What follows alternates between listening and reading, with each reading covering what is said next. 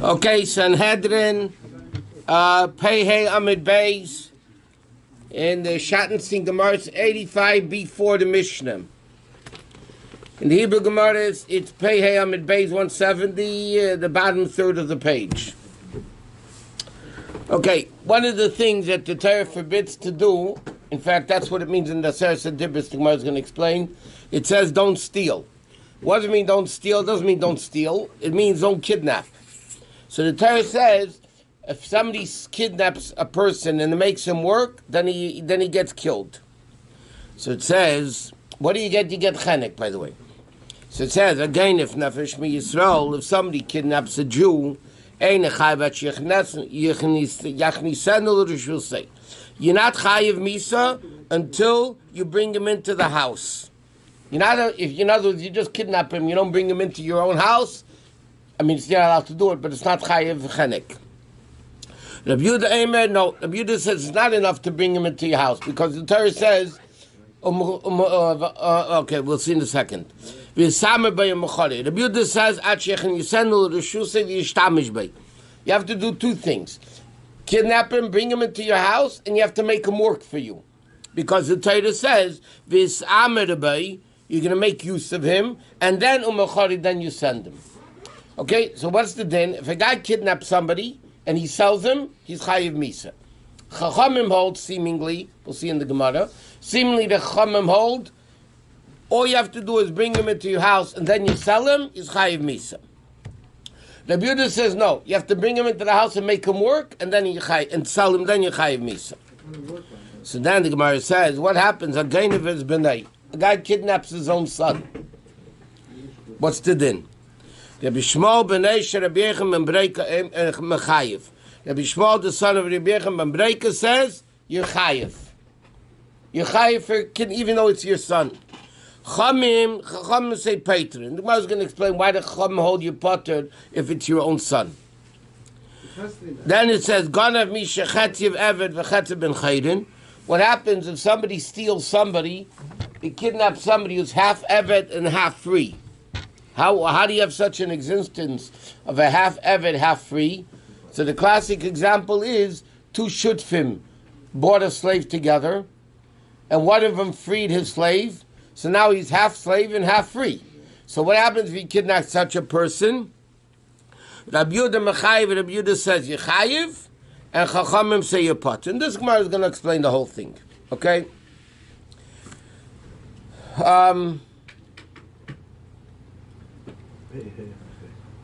So the Gemara is going to explain this whole Mishnah. So bottom line of the Mishnah is like this. We have three arguments. First argument is that Chachamim seemingly hold as soon as you kidnap him and eventually you sell him, you're chayiv. Rabbi Yehuda says no. You have to kidnap him and bring him into your house and make him work for you, and then you sell him, then you're chayiv. Second argument is if somebody kidnaps his own son.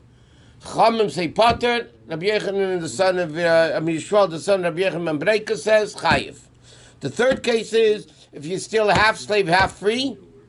So then again, there's a machlekes. Rabbi Yehuda says chayiv, and the Chachamim say pater. Your son is an adult son, right? Yeah. So the Gemara says Tama Kamale boy imur. The problem is the Torah says clearly vis amar boy umachare. You kidnap him, you make him work, and then you sell him. So the pasuk says you have to make him work. How did Chachamim say you don't even have to make him work? Because what did the Chachamim say in the Mishnah? You kidnap him, you bring him to your house, you're already chayiv. Rabbi Yehuda says no, you need to make him work also. That means Chachamim hold b'pashtus, you don't need to make him work. But the question is, the Torah says v'samer bay, that you made him work. So the Gemara says, Amar Rabacha b'rei the Rav, Rabacha the son of Rav says like this. Now he did make him work, but less than a pruta's worth of work. But pachas imer pachas mishava pruta ika beinail. Meaning like this: if you didn't make the guy work at all, everybody says you're patur. You don't get misa. What's the machlekes if you brought him in and you didn't make him work officially? It means like this: you made him work less than a shava pruta. Less than a pruta. So the question is that called work or not? So according to the Chachamim, it's not called work. According to Rabbi Yehuda, it's called work. That means he made him worse. The Tanna Kama says you're chayiv anyway, even though you. In other words, the Chum are stricter. Chumim hold even if you make him work a little bit less than a pruta, you also chayiv. And Rabbi Yehuda says no, it's only chayiv if you make him work a pruta's worth of work. Okay, now the question is like this. Boy, Rabbi Yirmiyah has the following shaila. Ganvei u'machari yashin mahu. Somebody kidnapped somebody who was sleeping and sold him while the guy was still sleeping. He kidnapped the guy when he was sleeping. Or machad isha le'ubra. He kidnapped a pregnant woman, okay, and then he sold the fetus, not the mother. What's the din? Okay? Now, is he chayiv because of the unborn kid or not? So it says, yesh, what's the question? Yesh derech imor bekach, is that called the normal use of working? Or ein derech imor bekach? Or is it not the normal, thank you, or is it not the normal way of working? How do you sell the fetus? Inside the mother's belly? Yeah, you sell for the rights of the new unborn. People used to do that, by the way. Yeah, but A woman. it's not sold until the baby is born. It's just like, Well, the question is, it's machlekes, but if you could sell somebody else, but over here the kid is existing already. She's pregnant. So if she wasn't pregnant at all, well, then there's a question if you could sell it or not. But here, she was already pregnant, so the kid existed. But it's not delivered to the buyer. Correct. But eventual rights to the kid. So the question, but the Gemara asks a different thing. The laka imur klab, but there's no usage at all. How are you using the fetus, and how are you using the guy that's sleeping? Right? The Gemara, we know one thing. You have to work the guy. Yeah? Less than Shava Pruta like the Chachamim or Shava Pruta like Rabbi Yehuda. But the bottom line of the question is, if the guy's not working at all, everybody says you're potter. So the question is, you steal a pregnant woman for the fetus didn't work. Or if you kidnap and sell a guy who's sleeping, how did he work for you? So Gemara says like this, Yoshin, how do you make a guy work for you if he's sleeping? He says simple. The Zog Alayu. The guy was sleeping, but you leaned on him. So it made him work for you. You leaned on him, so you benefited from him.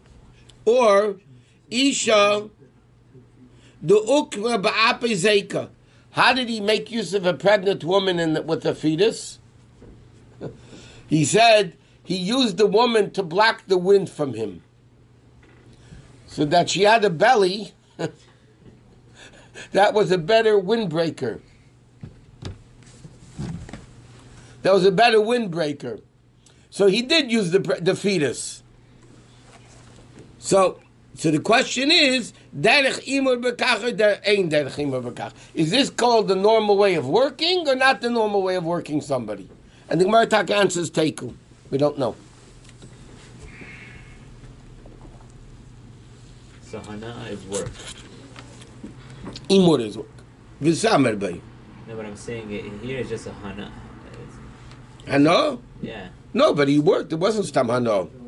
It's blocking the wind. He put her there to block the wind. Or the guy was sleeping, he leaned on him. That's work.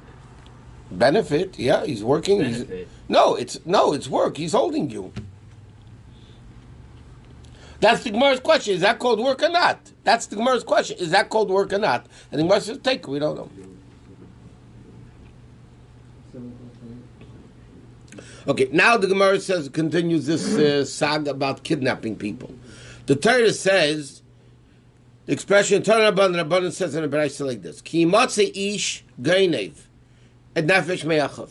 The pasuk says, if a man kidnaps somebody, yeah. So the question is, Ein li ali ish. I only know a male stealing. Isha minayin. How do I know if a woman kidnaps? She's also chayiv. Maybe only, the Torah says ish. Maybe only a man who kidnaps is chayiv misa. Maybe a woman who kidnaps is not chayiv misa. Talmud so it says like this. Another pasuk says, next to pasuk, the gainev ish. if you kidnap a man, and this pasuk is extra, and the Torah doesn't say who kidnaps. The Torah just says if somebody kidnaps a man. That means anybody. So a woman is chayav for kidnapping. Then it says like this: Eini ali isha gana bein isha bein ish. I only know a man who steals, whether it's a man or a woman. V'isha shagan v'isha, a woman that steals a man. Isha shagav isha minayin. How do I know? Because all the times it says man, and the extra pasuk teaches us a woman. So the question is, how do we know if a woman kidnaps a woman that she's chayiv? So the Gemara says, Talmud leimo meisa ganafahu. The Torah says it's an extra pasuk, mikomakim, any kidnapping, which means any gender, kidnapping any gender. So if you kidnap them and you make them work and you sell them, you chayiv misa. Okay, then it says like this. Tanya Idach, another brayse says, Ki motze ish geinef nefesh me'echov. Another pasuk says, if a man steals a nefesh, there's pasuk the Gemara just quoted. If a guy will be found kidnapping a person of his brothers. So it says like this. Echad geinef ish. The pasuk means whether you kidnap a man. Echad geinef ish, whether you kidnap a woman. Echad ger, whether you kidnap a convert. Eved meshuchron, or a goyish slave that's free, or a katan. The din is chayiv. So this brayse teaches us clearly, no matter who you steal, could be man, woman, convert, a freed slave, a kid under bar bas mitzvah, you're chayiv for kidnapping them. If you sell them, the whole spiel. Then it says, what happened? Ganvay v'lay machare. What happened? Somebody kidnapped him, but he didn't sell him. He kept him in his house. Or like it says, machare, he sold him, or he did sell him, but adayin yeshne b'shusay, it's still in his house. He did the kinyan, but he didn't. The avid's still in the guy's house. Potter, you're potter. Again, it means only potter for misi. You're not allowed to do it. You don't get killed for it. Machri la'aviv le'echov. What happens? A guy kidnapped somebody, and the kidnapper sold him to the kidnapper's father or brother. I'm sorry, the victim's father or brother, not his father or brother. It wouldn't matter. He sold him to the kidnapper. In other words, Reuven. Ransom. Huh? No, he sold him. But that's like a ransom. Why is it called ransom? You take somebody's son and then He sells him. No. Take money from the father and give the kid back. That's ransom, no? Yeah, but it's not called ransom here. It's called actually sold him. Okay. It might be technically the same thing, but the bottom line is he actually sold him. But here he's selling him to the victim's father or brother. So the question is, chayiv. He's chayiv anyway. Okay? Why? The Gemara is going to explain why. Hagaynev is avodim, and here's an interesting din. What happens if a guy kidnaps an eved? Potter, you're potter. Okay? Now, why is that? Because the pasuk says, okay,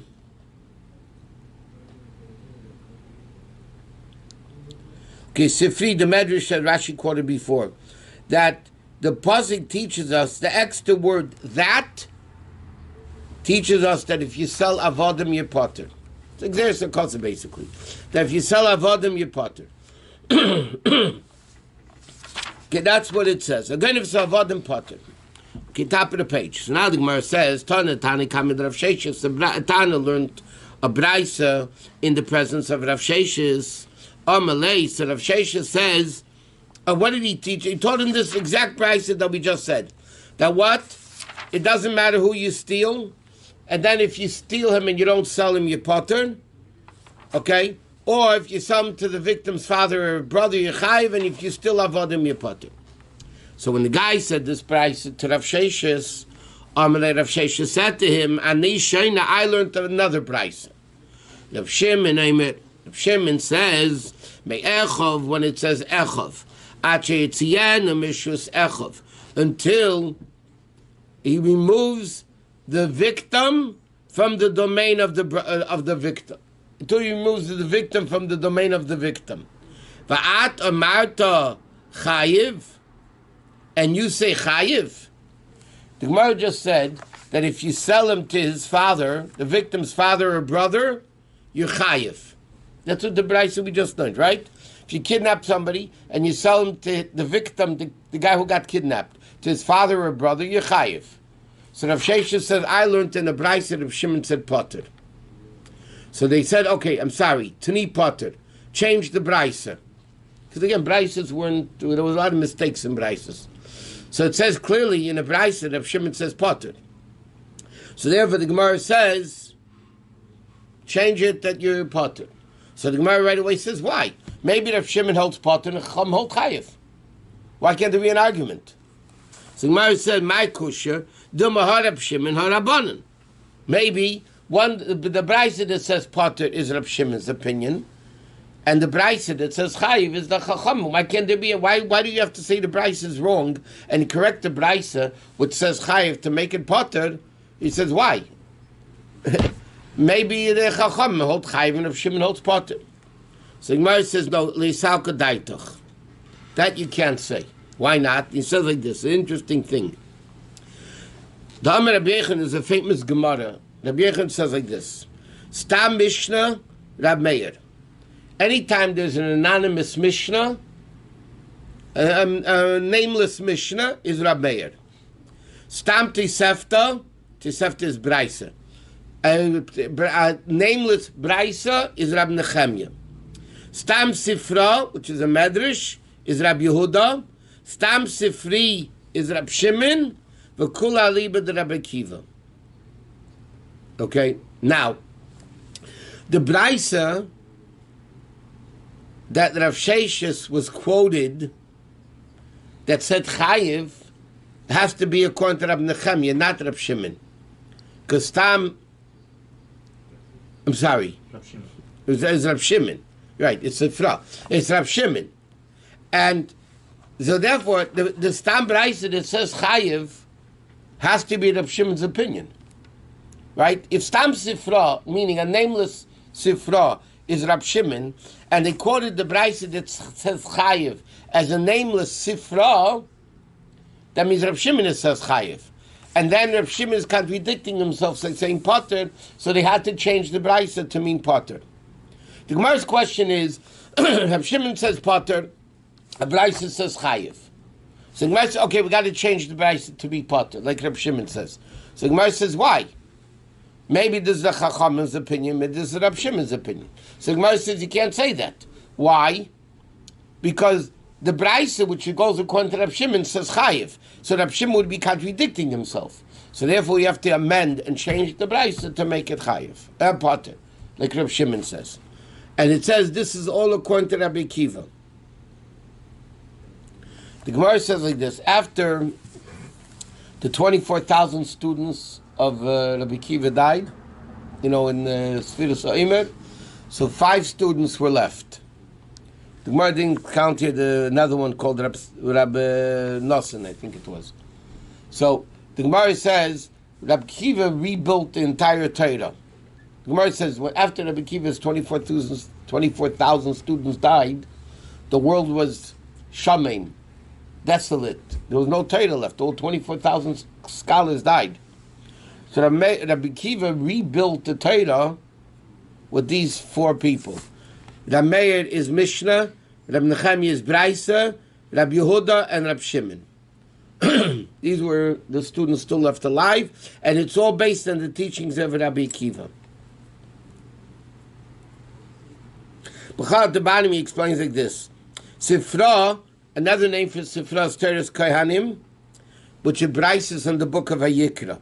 Sifri is Braises on the book of Bamidbar and Dvarim. That's why it's called Sifri plural, because it's 2 books, Bamidbar and Dvarim.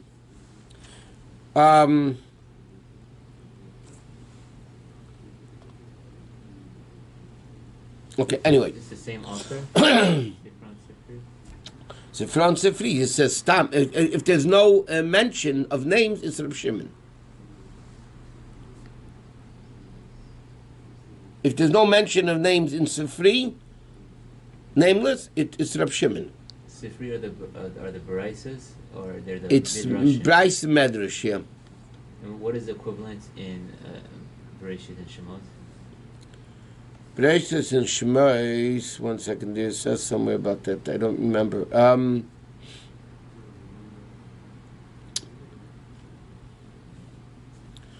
No, this says something about the Bereshit and I don't remember. Oh, Mechilta?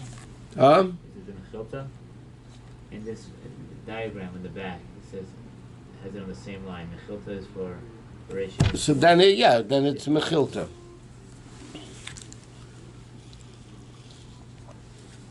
You're right. If the diagram, that's what it says in the diagram in the back, yeah. But basically, you see from the interesting thing, the whole Torah is based on the teachings of Rabbi Akiva. The whole oral Torah is Rabbi Akiva's teachings. So coming back to the Gemara says like this. So if Stam Sifri is Rab Shimon, then, and the Braisa says Chayiv in Sifri, that means it has to be Rab Shimon's opinion.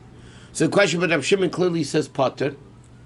If you kidnap and you sell him to your own family, you're Potter. So Gemara said we must change the Braisa like Rab Shimon, that is Potter. And you can't just say it's an argument to Rab Shimon and Chachamim, because it can't be the Chachamim, because it's Rab Shimon. Is this where some people say that Midrashim are not all true? Because just like the Baraisas are not all true. No, God forbid. Midrashim sometimes use exaggerations. But that you have in the Gemara too. For instance, the Gemara says in Saita that Shimshon Agibur was 60 amas wide.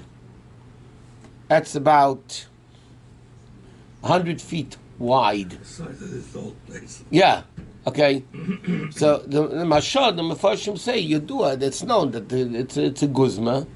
In fact, the Rambam son, Rabbi Avram ben Rambam, also writes that a lot of the Midrashim use expressions that are exaggerations.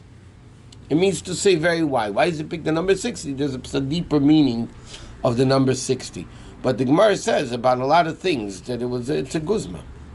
But we just said right But not now, God forbid, it's not true. It's Torah. but we just said Sifri. That's when the Gemara says, there's a mistake, then we say there was a mistake. But not me and you come along, there's a mistake. The Gemara can say there's a mistake in the Braisa. Because they accept it, because they know. Rav Sheshet says, there's a Braisa that clearly says, Rav Shimon says Potter. How can you say Rav Shimon says Chayiv? Right? But the bottom line is, me and you can't come, but all the Midrashim are true. You can't learn halacha from Medrash. That you can't do. Because Medrash is not always according to halacha. The Rashi and Chumash says things explaining the pasuk which is not correct according to halacha.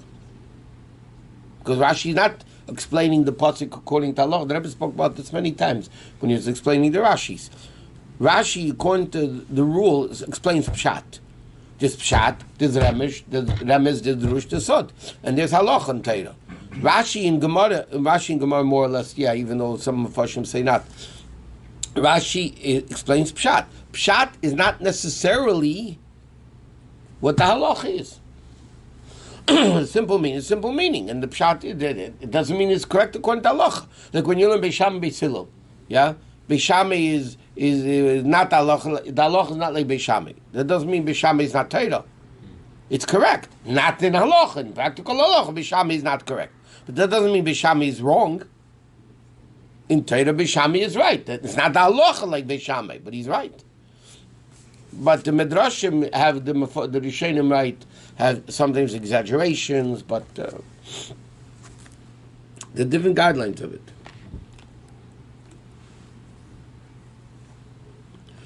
Okay, now the Gemara is explaining another part of the Mishnah. Another part of the Mishnah says like this: Hagain of B'nai. If somebody kidnaps his son, his own son, so the question is, you chayiv or not? Okay, so Rabbi Shmuel, the son of Rabbi Yechon ben Berekah, says chayiv, and the Chacham say potter. So now the Gemara is explaining what's the source of the argument. My time of the Rabbanan. Why did the Chacham say you're potter? Why should it be different than anybody else? So he says, the pasuk says like this: Ki yimotzei, if you happen to find somebody kidnapping, meaning prat lemotzi, that excludes. Why is the Torah says ki yimotzei? I'll give you an example. By shluach hakein, you send away the mother bird, and the Torah says ki yimotzei. What do you mean ki yimotzei? Gemara learns out, and that's halacha. It's only if you happen to come upon it. If you have a nest in your house that you yourself did, the mitzvah shluach hakein doesn't apply because the Torah says ki yimotzei. So now, when you kidnap somebody, the Torah uses the word ki yimotzei, which means you happen to come upon them and you kidnap him. That excludes a son, which is accessible in the house because it's his own son. He's not somebody you found, you happen to find in the street or whatever. Okay, so he says like this. Amalei Papa Labaya, so Papa says to Abaya, if that's the way you're defining the word ki yimotzei, let me ask you a question. It says in the pasuk ki yimotzei ish sheichev im isha bulas bal. Okay, it says like this. If a man will find ki yimotzei, the same expression ki yimotzei, a man committing adultery with a married woman, right? So it says you're going to tell me that if the woman was in the adulterer's house, it's not chayiv because it doesn't say it's not ki yimotzei. It can't be. He says, "Hachanami ki yimotzei prat l'motzei kugain shel beis ploni." The guy takes a married woman to the house of so and so. The shchicha gabei, that she's always accessible to men other than her husbands. In other words, like this: there was there was a home where married couples lived.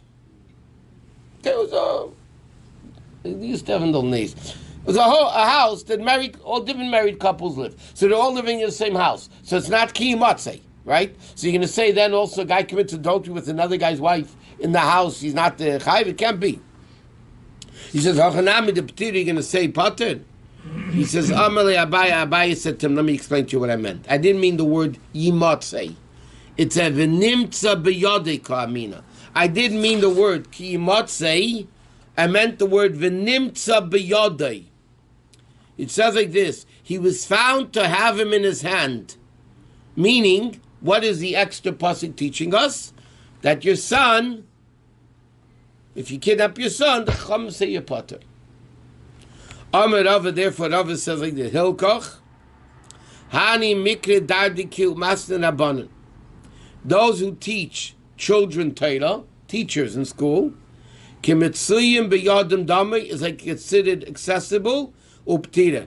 Rava takes that by his logic, an interesting thing. He says if a teacher in a cheder, a yeshiva, or a school, where the kids are accessible to them, yeah, and you kidnap them, you'd also be potter. Why? Because they're accessible. And v'nimtza b'yada teaches us only if it's not accessible, then you're chayiv. But if it's accessible, you're not chayiv.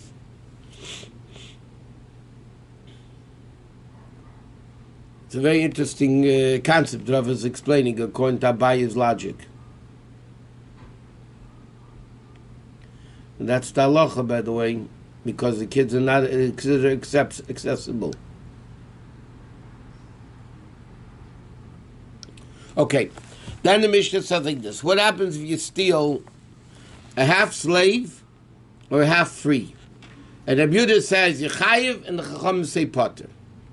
Okay, what's the logic? So Gemara says like this: Tanan Hasam, there's a Mishnah over there in Bava Kama that says Rabbi Yehuda Eimer Ein Lavodim Beishis. There's no concept of Beishis, of shame by slaves. Okay, meaning like this: slaves, when there is a slave, because they don't have really any status. By the way, we're talking about Goyish slaves, not Yiddish slaves. Who's been freed? Huh? Who's been freed? No. The case over here was a guy's half Eved, half free. Well, He's not a Jewish slave, by the way. There's a very interesting concept. A Goyish slave, okay, let me explain like this. When you buy a Goyish slave, yeah, the din is like this. You give him bris milah, and you make him go to the mikveh right away. And the guy, that slave, is obligated in all mitzvahs like a woman. Okay? All mitzvahs like, therefore it always says Noshim v'avadim. It doesn't mean women are like slaves. Avadim meaning not a Yiddish slave. A Yiddish slave is a full-fledged Jew in all aspects. A Goyish slave, you buy him, you give him a bris, you take him to the mikveh, he becomes obligated, he's a partial get. He becomes obligated in all the mitzvahs that women have to keep. But you can't count him for a minion because he's like a woman, basically. If he's freed, or when he's freed, he becomes a full-fledged Jew. Okay, that's the din. Now, what's this case of half eved, half free?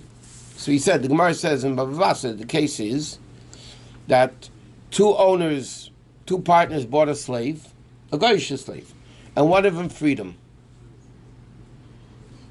Yeah? So now he's half slave and half free.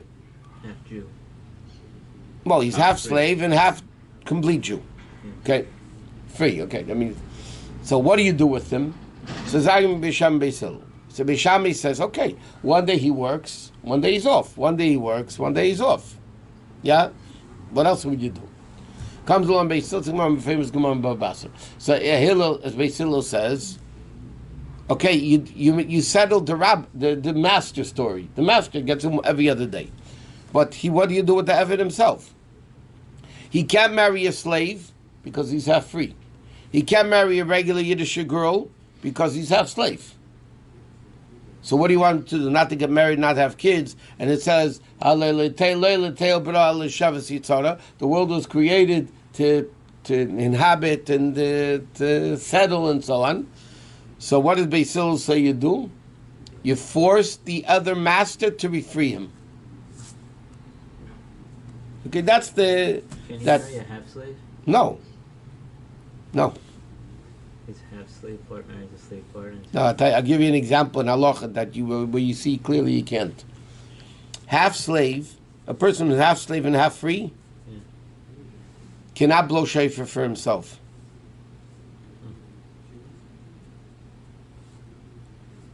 Why? Because every sound that comes out, Only half a sound? is half a sound of obligated person. Because women and slaves are not obligated in shofar. It's a mitzvah connected to time. Okay, nowadays they accept it upon themselves. But halachically, women cannot blow shofar for a man. Right? Because she's not obligated and the man is. So this guy, when it's not that he's cutting... Everything he does is 50-50. So therefore, he can marry a half slave, half free either, because the half slave is going to half free. It's a whole. Everything's mixed. He can't even blow shofar for himself. It says in Shulchan. It's a Gemara, but he can't even blow shofar for himself because the sound that he hears is half of it is not kosher. So they force him to free the slave. What happens if a Jew and a non-Jew own a slave? No. Same thing. No, and then the non-Jew frees that part of him. So he's not the free part is no longer Jewish.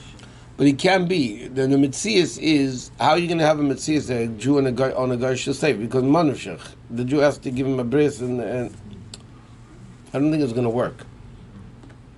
By the way, the Rambam says an interesting thing. What happens if the slave refuses to do a bris? He said, I don't want to do anything. 12 months. It's like you deal with him 12 months to convince him, and if not, you let him go. If a person wants to convert, can't you just make them a slave and then free him? A person wants to convert. To Yiddishkeit. Yeah. Why would we make him a slave? I'm saying just make it really simple for him. Conversion's easier than a slave. What's it? How do you make somebody a slave? Yeah, how do you make somebody a slave? What do you got to do for that?